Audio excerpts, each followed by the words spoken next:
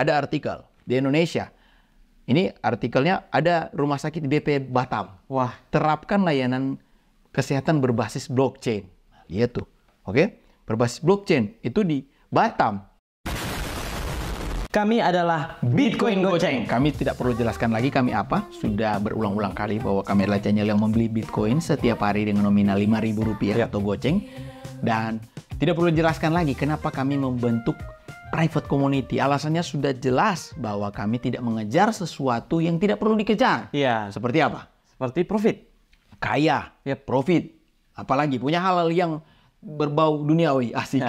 Itu tidak perlu dikejar. Yang kami kejar adalah Anda. Yap. Oke? Karena apa? People is our mission. People is our mission. Anda adalah misi kami. Tujuan kami adalah membentuk Anda dalam sebuah kebiasaan yang dimana Anda apabila kebiasaannya terbentuk dan setia pada hal-hal kecil, maka Anda bisa melakukan hal besar. Gitu. Yeah. Itu tujuan kami.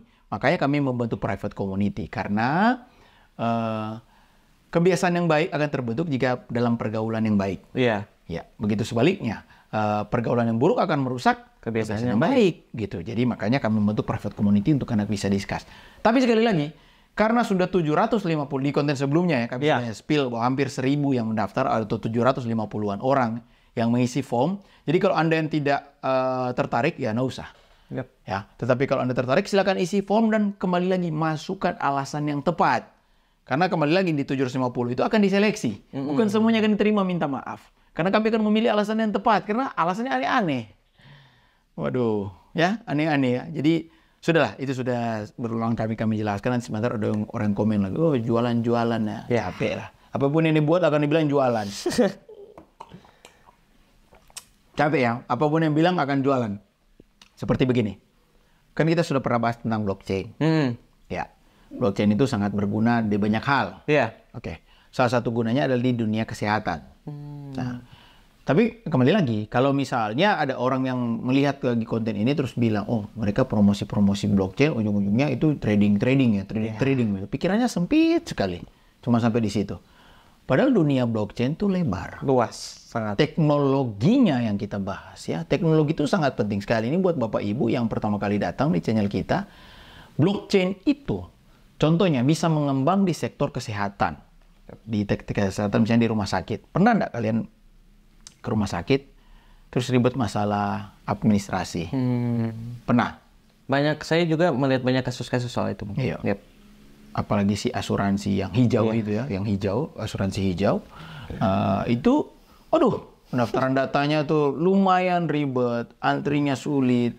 Pokoknya mau periksa integrasi datanya sulit, gitu. Padahal sebenarnya kalau kita bisa berkembang menggunakan blockchain, itu jauh lebih gampang. Saya jelaskan simple di konten kali ini tentang blockchain itu adalah, kan dia sudah pernah bilang ya tentang desentralisasi dan sentralisasi. Misal saya rumah sakit Jili, saya mau kirim data ke rumah sakit Rafa.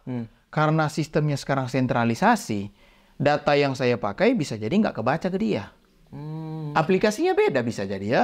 Misalnya saya pakai, software-nya bisa beda. jadi software, sistem, aplikasinya beda, cara inputnya beda. Pada saat transfer data tidak bisa kebaca. Makanya kalau Bapak Ibu pindah rumah sakit atau datang ke tempat yang baru, pasti diambil data dari awal. Nama lah, alamat lah, sakit apa, itu dari awal.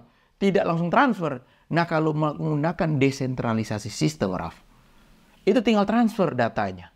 Oke? Contoh kita lihat nih, ada artikel di Indonesia. Ini artikelnya ada rumah sakit BP Batam. Wah, Terapkan layanan kesehatan berbasis blockchain.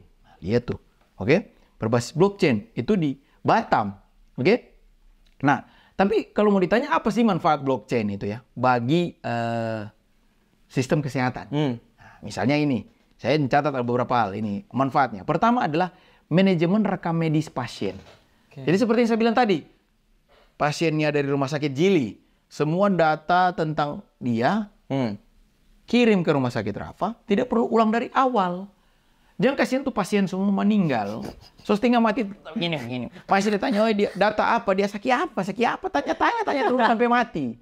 Ya, toh? Tidak perlu, langsung saja. Semua mati, pasti dia tanya, dia sakit apa, gitu ya. Orang pecah kepala ditanyain, kamu Tanya lebih sakit apa? Sakit jiwa. Itu. Jadi rekam medis pasien itu gampang dengan sistem blockchain ya. Tentunya statement saya ini akan memicu banyak perdebatan. Tetapi ini adalah sebuah pemikiran yang kita selalu bilang di channel kita, ini adalah awareness. Meningkatkan awareness dari Bapak Ibu semua bahwa sesuatu yang besar akan datang jika Anda tidak mempelajari lewat. Ya, seperti konten sebelumnya, bull run is coming. Yeah. Nggak mau pelajari lewat. Konten sebelumnya juga tentang Web3. Web3, teknologi tidak mau mempelajari Lewat. Ya, kalau Anda mau bergabung di jutaan orang yang yang ingin lewat silakan, tidak perlu dipaksa ya, silakan kalau mau seperti itu. Tapi kalau mau pelajari, join komunitas. Iya. Jangan lagi, cuma komunitas begitu biar akan malas kita mau join. Ya sudah, tidak apa-apa. That's why komunitas kita hanya 100 orang ya, Bang? Iya, karena kita mau orang yang fokus. Iya. Jadi 1% ya, Bang, dari 1 juta orang ya. Di mana-mana tuh jadilah sesuatu yang berbeda, yang divergent, yang minoritas tetapi berkualitas. Oke, lanjut dulu. Yang kedua, di blockchain ini mengurangi biaya. Mengurangi biaya. Jadi artinya ini melakukan koordinasi tiap lembaga kesehatan konvensional bisa memakan biaya begitu banyak. Koordinasi tiap lembaga, ini kata koordinasi tiap lembaga. Jadi contoh misalnya saya nih ke rumah sakit Rafa, ini perlu biaya nih, orang yang mau data ulang berarti siapkan orang baru pada data. Yaitu input data itu harus siapkan orang baru lagi input data. Tapi kalau blockchain tinggal kirim. Sesimpel seperti ya kita bilang kenapa pakai Bittime. Pakai Bittime.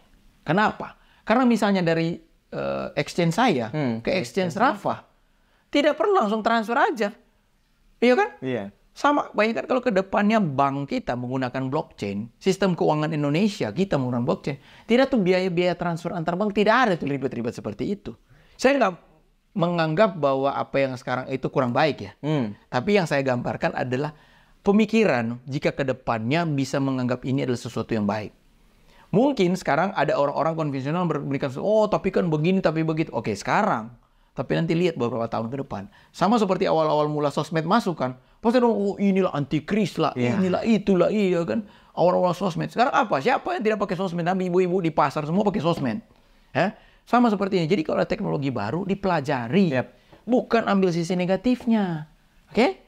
Makanya orang-orang begini kalau pemikiran seperti itu nggak usah masuk dalam komunitas. Nggak usah bikin pusing saya nanti ya. Please, Anda tidak usah gabung. Please. Ya, please. Itu inilah gunanya kita seleksi, Bung. Seleksi alasan mereka. Please. Tidak usah. Nanti kalau misalnya ada admin kami yang seleksi dan lolos, waduh, bikin susah saya. Please, tidak usah gabung. Please, tidak usah. Saya berharap Anda tidak punya uang untuk gabung ya. Saya berharap. Lanjut. Manfaat blockchain memampukan penghentian peredaran obat palsu.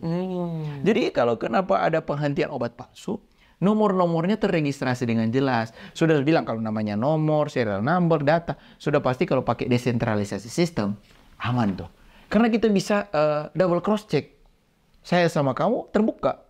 Mar kalau hanya disentralisasi, ya saya nggak bilang sama rumah sakit, tapi ada oknum-oknum yang mungkin sudah expire, obatnya palsu, tapi karena sentralisasi siapa yang tahu? Iya, tidak ada yang Kita bebas meracuni orang dengan obat-obat palsu. Yang terakhir adalah keamanan sistem dan pemantauan jarak jauh. Ya tentu seperti saya bilang tadi ya, karena pemantauan jarak jauh nggak perlu saya lihat, pastikan ini terdeliver dengan bagus, dan dipantau jarak jauh gitu. Tapi kalau tidak ada kan nggak ada pemantauan, apalagi kita kan yang penting programnya ada ya. Bukan semua ya, ada oknum-oknum lembaga-lembaga tertentu ya kan, yang penting bikin itu, yang penting keren-kerenan ada website, ada sistem-sistemnya, padahal sulit diakses. Seperti itu ya, tidak bisa dipantau. Berani ada pegawainya yang mau banyak bacot diberikan SP ya. Iya. Tetapi kalau ini terbuka. Nah, ini penggambaran ini enak kalau kita ngobrol. Bukan searah saja. Asik. Tongkrongan bapak-bapak sambil minum kopi, ya kan? Kopi. Dan bagaimana percakapan itu bisa terjadi? Kalau dalam bentuk YouTube ini, Web2 ini. Ini Web2 ini. Ini Web2 ini.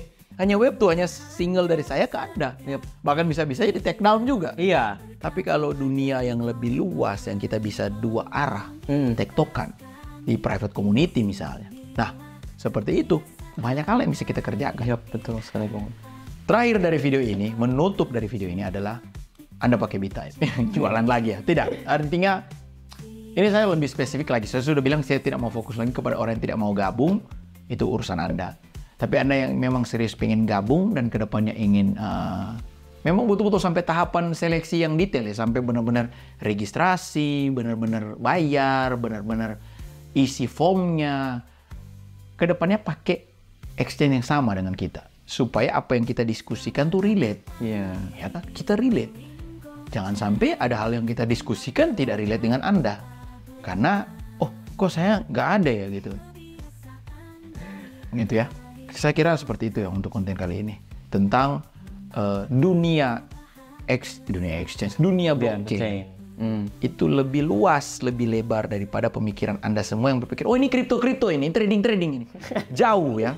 Itu sama kayak orang, saya jumpai, oh ini forex, saham, sama itu mereka, judi, itu sama karena jadi orang yang skeptis, yang kolot.